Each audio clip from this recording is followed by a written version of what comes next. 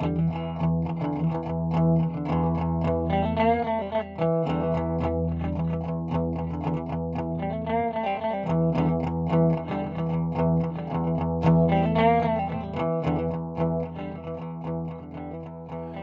to The Other Discovery Show, the podcast that's not about podcasts. It's about all the other things we discovered this week. I'm Josh. I'm Kirk. And I am Zach.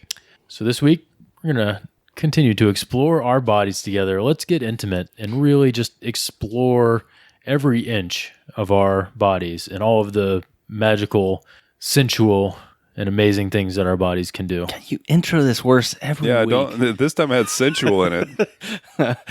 Before we move to our next body part, I got a message from Paul from Varmints, our friend of the show, and he shared a story. He's been doing this nanopod thing where he podcasts something like a short podcast by himself every single day for like a whole month. I don't know how he does it. It's crazy. But he told this story about his ankle injury. I'm going to do the long story short real quick. He used to be a pool service guy. So he'd go to your pool, service it, and stuff like that. Sexy pool boy. That's what it was. Yep. Sexy pool boy. Sexy pool boy Paul. That was his nickname. And so he used to do that stuff. And one time he rolled his ankle real bad. And then he was carrying all the equipment to the pool. He heard 3 separate pops. Ooh. And he said it sounded like gunshots. And he said it was like bad. And he gets back in his truck, tries to leave. He was parked in a vacant lot next to the house he was servicing, got his truck stuck. Oh, no. Had to ask people to help him get the truck out. It sounded like one of the worst days ever. That does sound terrible. Then he finally went to the doctor, and the doctor's like, you need to go to an orthopedic surgeon. They sent him to an orthopedic surgeon, and he's like, I'm in the hospital or in the room, and this doctor keeps calling other people in, and I'm like, this is never a good sign. Yeah. And so he's saying, the doctor's telling all of like the students and people or the newer people, this is a 3rd-degree sprain. You'll probably never see this again because most people never, 90% of sprains are not near this bad. And so he had this like, because there's 3 tendons that hold everything together in there. He popped all 3. Ooh. And so he had a surgery, and he was in ridiculous amounts of pain after like 6 days or something like that. Yeah. And he kept calling me like, look, the pain is not going away. Like, okay, we'll take these pain medicines. He would take them. Pain's still not going away. Take these medicines. That's very helpful. So yeah, it was not helpful at all. Eventually, they're like, okay, we'll come in. So he went in, and they took the like cast thing that they had off after the surgery. And he said the nurse almost passed out because it was just so gross. And he had gotten infected like real bad. And they said, you need to go to a... I forget what it was called, but it was someone that specializes in like cleaning bacterial infections. Right. He got E. coli in his wound. Oh no. And basically if he would have waited much longer, he possibly could have died because his whole body was like, he said he felt like his whole body felt sick. Oh, he started to get like blood poisoning? Yes. It wasn't even like just the pain in his ankle anymore. His whole body was sick. He was supposed to be out for 6 weeks from work. He was out for 5 months. Oh my goodness. Wow. And he like almost died. That is insane. That is a crazy ankle story. And it ended up going to the point where he like, hey, let me see if this will work. And he put the mic next to his ankle, and he can still like move it, and it makes like ridiculously horrible noises. Oh no. And yeah, so he's like, I can't run anymore. So if you ever see me running, you need to start running too, or you need to kill whatever's chasing me because I don't ever run unless it's like a really bad emergency because I can't. That's crazy. Yeah, so it's a crazy story. Yeah, we'll have to throw his show in the show notes as well, so you can check out Paul's story. And thanks for sending it in. That's a ridiculous ankle story. We all got them, so some of us are bound to have great stories about them, or terrifying and tragic stories in this case. So no, thanks Paul for sharing. So we're going to move on up the leg. Moving on up. To the east side gastrocnemius muscle, also known as the calf muscle, also called the leg triceps. Leg triceps? That's a thing? I've never heard that. Or the below the knee butt. Okay. Was the last one like Urban Dictionary? Like, so with it's the sexiest muscle below the knee. It's the foot bicep. Yeah. The leg tricep. Nice try, though. But it's like, without a doubt, the sexiest muscle below the knee. Tricep. Yeah, it's the ankle quad. Words don't mean anything anymore. And it starts at the back of the femur and like the thigh bone and the kneecap and goes all the way down to your Achilles tendon where it attaches. And it's what allows you to push your foot up and down. So the calf muscle is a really interesting one because that's how we move. It's what gives the ankle its power. And what's amazing about that is we were talking about all the different things the ankle does. So like jumping and all of that stuff, it's all powered by the good old calf muscle. And something else that I learned about the calf muscle is that the calf muscle was actually used it was used in a study to show predictors of overall health. They did it in a study in Spain that studied 22,000 people 65 or older and found that a smaller calf muscle circumference was associated with a higher risk of undernutrition. And in France, a study of 6,000 people 65 and older found an inverse correlation between calf circumference and carotid plaques. Don't know what that is, but they study the calf muscle to see other health markers. Like plaque in your heart, right? Probably, yeah. Also, calf augmentation and restoration is available. So if you want to get those real sexy calf muscles, then you can get calf augmentation. And another thing is that historically, the absence of calf, meaning kind of like a lower leg without like a prominent calf muscle, was regarded by some authors as a sign of inferiority. And they have a quote here. It is well known that monkeys have no calves, and still less do they exist among the lower orders of mammals. So if you see someone with no calves, no, they're inferior like a monkey. Stupid cranes. Yeah, with their non-calf muscles.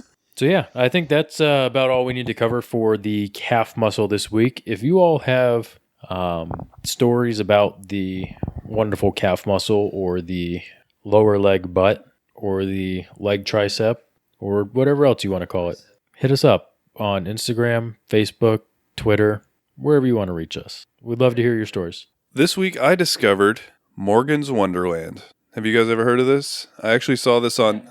Is it Morgan Freeman? Yes. No, is it really? No. Oh. Yeah, it's just Morgan Freeman is everybody in there is just cosplaying as him. They say quotes from Shawshank. It's really weird. Sounds amazing. No, it is a theme park in San Antonio. Morgan Freeman? That sounds so good.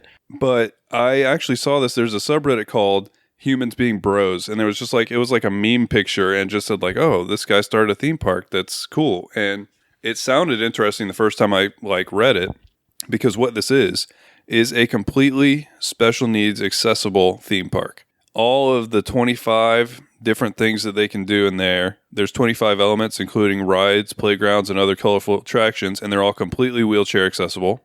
Every single person who has special needs, since the first day this opened, is allowed free of charge to come in. And some of the stuff that they have, I was just reading their website and kind of their mission statement stuff. And it really just seems like something that is just all good. Yeah, just incredible what they've done. So it started by someone from San Antonio named Gordon V. Hartman, and his daughter has special needs. And at one point she went to go play at a playground and people were standoffish with his daughter. And that sparked his desire for a place that was accepting and a place that she could just go have fun. So, and he kind of sounds like an intense guy in general. At the age of 15, he started his own landscaping business while attending seminary. By 19, he'd saved enough to begin his home building business. By 23, he'd started a land development company, and they built houses for low to moderate income families. And then over 22 years, he grew his company into the largest locally owned home building and land development enterprise in San Antonio. And he eventually would put all of that aside for the vision of Morgan's Wonderland. And the Gordon Hartman Family Foundation have committed more than $50 million for the betterment of those with special needs. And their vision is, I'll just read you some of their stated vision on their website. We work to provide a special place where smiles and laughter lead to wonderful memories with family members, friends, and caregivers. We want Morgan's Wonderland to be a place where the common element of play creates an atmosphere of inclusion for those with and without disabilities, encouraging everyone to gain a greater understanding of one another. And their mission statement is just as simple, and it's just great: to provide a safe, clean, and beautiful environment free of physical and economic barriers that all individuals, regardless of age, special need, or disability, can come to and enjoy. It's amazing. And that's one of those things that we take for granted, that we live in Florida, so we've had theme parks our whole lives, and we've been going to theme parks more or less our whole lives just because we live in Florida.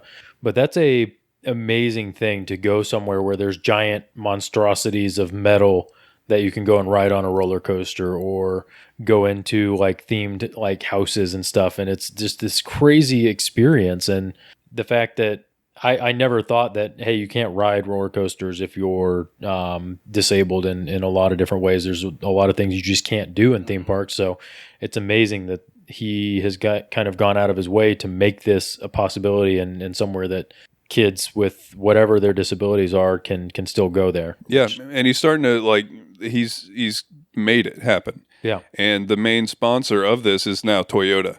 Yeah, it's huge. So they apparently are one of the leading drivers of making disability accessible cars. It's awesome. I guess they just saw kind of similar vision with Morgan's Wonderland and wanted to align with it. So yeah, that's a huge sponsor. I think it's just nice to read, and we've talked about this a lot, but it's so easy to read only about the bad news and the things that are ugly about the world, but then sometimes it just feels good to read about something that's just wholesome. Yeah. So I discovered a new car accessory this week. Have you guys heard about car nuts? Is it like truck nuts? It could be like truck nuts. What It is could be like van nuts or crossover nuts. So this week I got some car nuts, and it is one of those game changer car accessories. And just every time I'm in my car, it makes the experience a little bit better now that I have car nuts. And it's probably not the truck nuts that you're thinking of. Life's better with nuts. Yes, exactly. Is that their tagline? It should I don't know. Sometimes But- you feel like a nut. I got a jar of those Blue Diamond almonds. You know what I'm talking about? Yeah. I keep them in my car. So I need a little snacky snack and pop the lid on that. They pour some salted. in my They mouth. wasabi.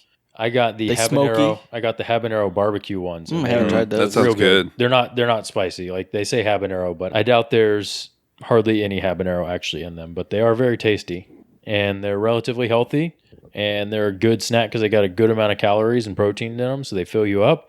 And it's the perfect kind of like snack to keep in your car, because a lot of times when you're driving and you're hungry, what are you going to do? You're going to pull through like a McDonald's or a Burger King or a Wendy's or something like that and get some junk food, or stop at a gas station and get some other sort of junk food. So it's like that perfect like in between. So your snack. accessory is a can of almonds? Yeah. Yeah. That is exactly what he's saying. Yeah. I thought it was going somewhere. It went somewhere. It did go somewhere. Just I've not where you always had expected. truck nuts. Have you? Yeah. What do you have? Almonds. Really? You've And- been on the car Yeah. nuts game and you haven't shared it? Yeah, with he me? has Yeah. almonds. He has dried I have mangoes. Cliff he has Bars. beef jerky. All the things. I have like a snack bar in my glove So compartment. you have car nuts and car meat? Yeah. Car fruits. Life's better with car meat and nuts. No, Yeah. but that you do have to worry about in Florida. It can't be anything that can melt. Right. And all of those things that Kirk keeps in his console have long shelf lives. If anything, it makes the shelf life longer because it dries them out even more. I used to keep pickles in my truck too, except for they would- spilled once. Didn't smell good anymore, so I He stopped pickled his truck and it was I weird. stopped keeping pickles in my truck. Yeah. I mean, I could have told you that was a bad idea. I used to only eat my truck food sometimes. What? What does that mean? I'm editing this out 'cause I used to always eat my truck food There used to be sometimes. dark days raw. I would eat was truck food. I meant like sometimes that's all I would have for lunch, but I didn't say it the way I Okay. meant to say it. Okay. There were some days when I couldn't go home and have a nice When I was home-cooked living in meal. my truck, all I had was my truck food. When you live in your truck, all your food is truck food.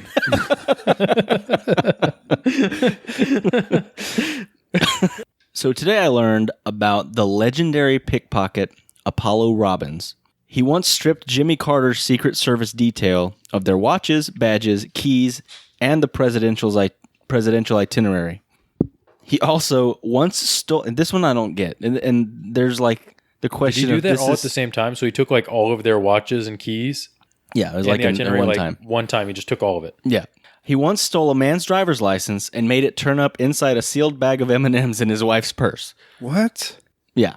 So it's a very long article in the New Yorker. It's of course amazingly well written, but this dude's like legendary as a pickpocket. When he was doing this, is it like magic tricks or is he doing it maliciously? No. It's he steals stuff from people, Right. and then is like, look what all I got from you. Right, so he's doing gives it it all back. Yeah, he's doing it for like a trick, like It's almost pretty like a much magic it's trick, like there's a fine line between master pickpockets and magicians, and Yeah, and I mean, this guy's he's clearly flexing. If he told all of them that he did it afterwards, he's like, hey, I took all your watches.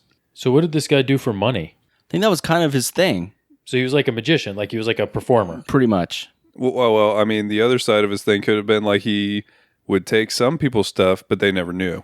So he didn't always return the watches. Hiding in plain sight. Yeah. He's like, hey, look, I give it all back, except for when I steal the good Yeah, stuff. steal a couple Rolexes a year and you're good. Yeah, he gives most of it back. Like You never there's know. He watches keeps- that are like, if you steal two, it's like a year's salary. So he really Yeah. legit could have done that. So there is one quote I want to read from the article. Why do I steal, and why do I give it back? Increasingly, Robin sees his stealing as, quote unquote, a metaphor, an experiment for me to play with human interactions. He told me, the guy that was writing the article. Looking back, I can see that I was really learning a lot about how people work through this little experiment of stealing from them. I learned a lot about how they handle their attention, how they handle stress, how they handle confidence. So when I look at why I steal, basically it's my way of communicating with people. It's an interesting way to communicate. Okay, I do want to read this article. This guy sounds crazy interesting. It is a very interesting article, but it is very long. I want to learn from him because I feel like that's the ultimate party trick. To steal everybody's watch and leave? No, you're just at a party and you're like, this is a pretty cool watch. I don't know where it came from. And then like you're wearing the guy's watch. Like, what the hell?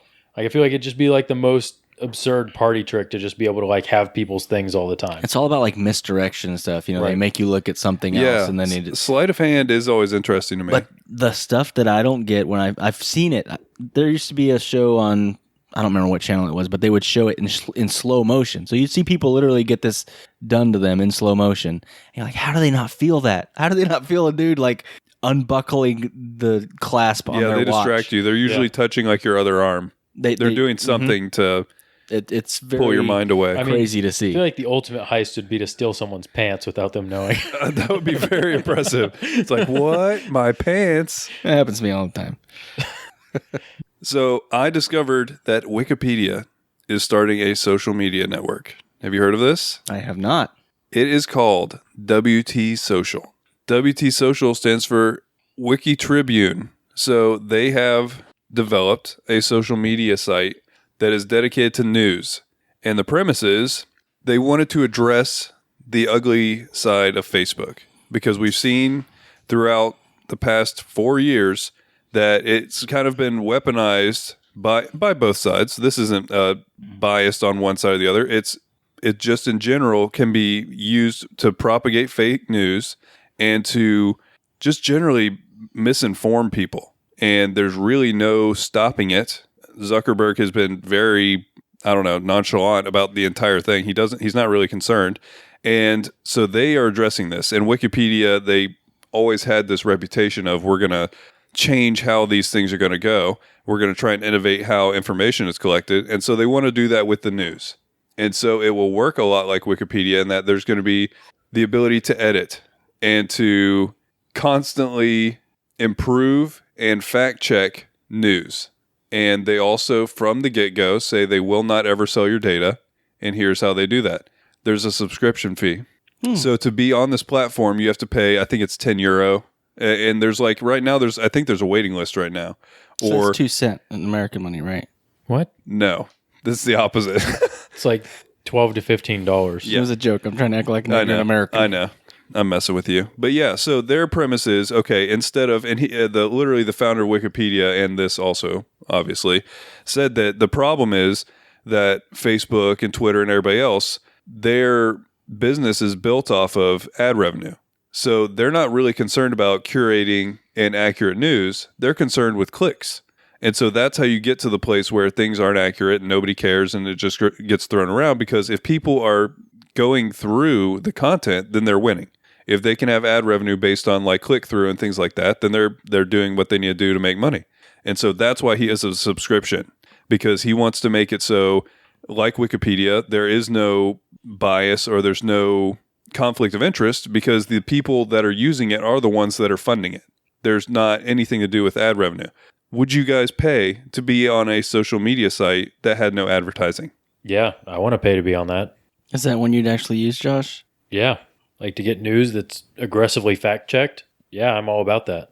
Is it just focused on news? It is for now. It seems like this is something that's going to evolve as just it picks up users. Mm-hmm. And as it develops in general, it can get more of the social elements rather than just the news and article elements. But I love the starting premise of essentially the same premise that they've done for Netflix and for a lot of the freemium model, where the free version is riddled with advertisements and there's a lot of microtransaction stuff going on. Mm-hmm. And the ad-free version is paid. So it's just an interesting premise, and I do hate all the ads on social media. Yes. I think I'd probably pay to be on a social media platform. Have you guys ever bought anything from an ad that you've seen on social media or on the internet? Not through the ad. I bought one thing from an ad, but I think it was on Amazon. I think it was more like you'll probably like this. What was it? My speaker, my Bluetooth speaker. The best $35 I've ever spent. I think it was like a flash deal, and It was amazing. I just bought my newest pair of glasses through a company that I saw on an Instagram advertisement. It's called Roka. Apparently, they make stuff for like triathlons. They made they made one of like the best wetsuits ever for triathlons. Apparently, that's how they got started. But they make glasses that are designed to be lightweight and stay exactly where you put them. And so you can run around and do things in them and they won't fall off your face. And I was like, I will take glasses that function better than other glasses. That just sounds like a win to me. And they were competitively priced. So I was like, all right, let's give them a try. All right, what about you, Kirk? You ever bit on an ad? Probably. Can't think of anything right offhand. Most of the time, it's worked on me, but in a way where like I'll search for something thinking I might want it. And then they'll advertise that exact thing later on. I'm like, yeah, probably going to go back and get it. So it's not like, oh, I didn't know I needed that and see it and then get it. But there's been things for work that like I've been looking for something and then they'll advertise the one I was actually looking for. I'm like, oh, that's the one I was actually looking for. So I guess sometimes I've used it, I guess, or they've got me. So the last discovery of the week is the band of the week. And this week, our artist is from the Tampa Bay area. He is from St. Petersburg, and his band name or his artist name is Mountain Holler. I don't even really know how to describe this to you guys. It's folky, but it's kind of got some psychedelic elements, and it feels like you're drifting away as you listen to it. It's very relaxing. It's just really interesting. And also coming soon, after the season break here coming up, we will have a little bit of additional information about Mountain Holler if you're interested. So stay tuned for all of the... Yeah, we've got a lot of new stuff coming up for the next season. Season 4 of the TODS / the PDF. Yeah, we didn't even mention it, but yeah, this is the last TODS of Season 3. It's been a great season, and we hope that you all have a great holiday season. We'll still be around on social media, so get in touch on Twitter, on Facebook, on Instagram, on Kirk's email address, whatever you want. It's all fine. We're going to miss you, and we will talk to you after. But yes, this song by Mountain Holler is off his 2018 EP called Entheogen, and it's called Last Plane Out of Town. Merry Christmas!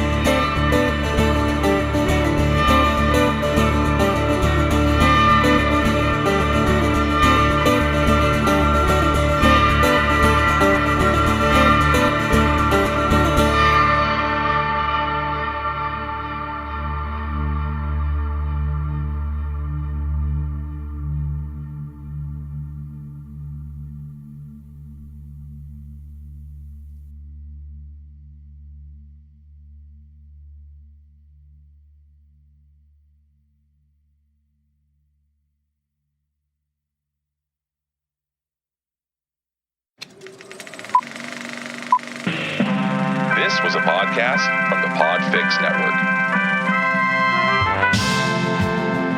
You can check out more shows like it at podfixnetwork.com.